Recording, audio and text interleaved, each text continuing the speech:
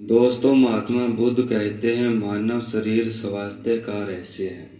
इसलिए अतीत पर शोक मत करो, भविष्य की चिंता मत करो। दोस्तों, बुद्धिमान तो यही है कि आप ईमानदारी से वर्तमान में जिए, लेकिन हम में से अधिक लोग वर्तमान में जीना ही नहीं जानते या जीना ही नहीं चाहते। उन्होंने तो अपने बीते हुए कल की चिंता करनी है, आने वाले भविष्य की चिंता करनी है।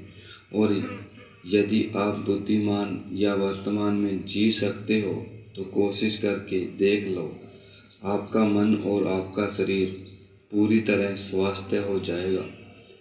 एक बार जब आप वर्तमान में जीने लगते हैं तो वही आपको अतीत के बीतने का दुख होता है और ना ही आपको भविष्य की चिंता रह जाती है।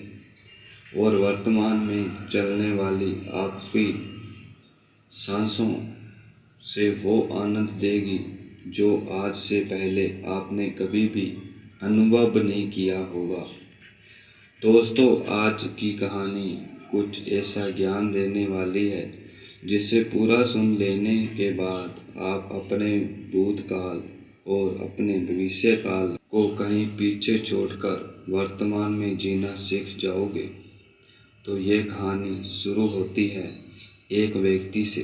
वो व्यक्ति अपने जीवन बहुत दुखी था, बहुत परेशान था।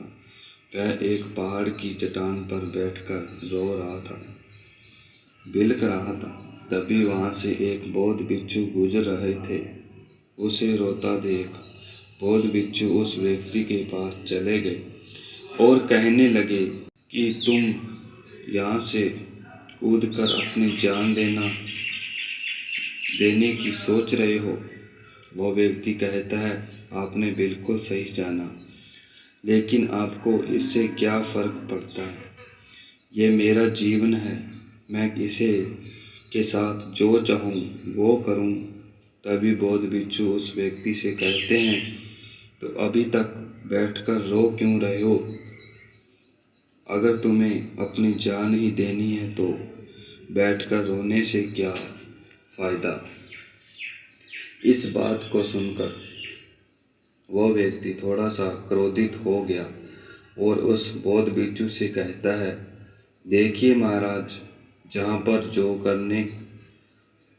जो करने आया हूँ वो तो मैं करके ही रहूँगा, लेकिन आपको इसमें दखल अंदाजगी करने की कोई ज़रूरत नहीं। इतना कहते ही वो व्यक्ति फूट फूट कर रोने लगता है। तभी वो बौद्ध भिक्षु उससे कहते हैं कि तुम यह बताओ कि तुम सब कुछ छोड़कर आए हो या कुछ साथ अपने लाए हो? वो व्यक्ति बौद्ध भिक्षु को जवाब देते हुए कहता है कि हे गुरुदेव, मैं सब कुछ छोड़कर आया हूँ। मेरे पास अब कुछ नहीं है और ना ही मेरे पास अब खोने के लिए बचा है कुछ। तो बोला, मैं जीकर भी क्या करूँगा?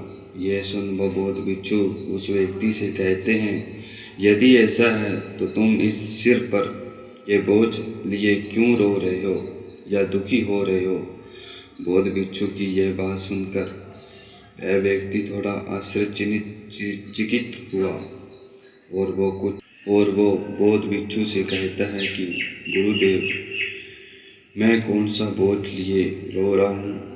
मेरे हाथ खाली हैं और मेरा पास कुछ भी नहीं है। तभी वो बौद्ध भिक्षु कहते हैं कि तुम्हारी सांसें भी ठीक से नहीं चल रही। तुम आए तो शरीर छोड़ने और फुट फुट कर रोए जा रहे हो कि खाली इंसान कभी भी ऐसा नहीं करता। और कोई व्यक्ति कंगाल हो चुका हो या उसके पास कुछ नहीं बचा हो, भला क्यों रोएगा? यह सुन वो व्यक्ति थोड़े आश्चर्यचकित हो गया और कहा, महाराज, मैं क्या करूं?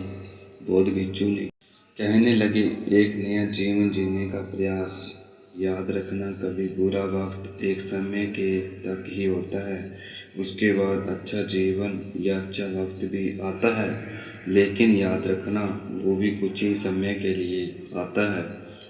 तो तुम इस समय में भविष्य और भूतकाल की चिंता छोड़कर वर्तमान में जियो और इस बात से उस व्यक्ति को एक नए जीवन जीने का ख्याल मन में आया और वो एक नए जीवन जीने की राह पर निकल गया।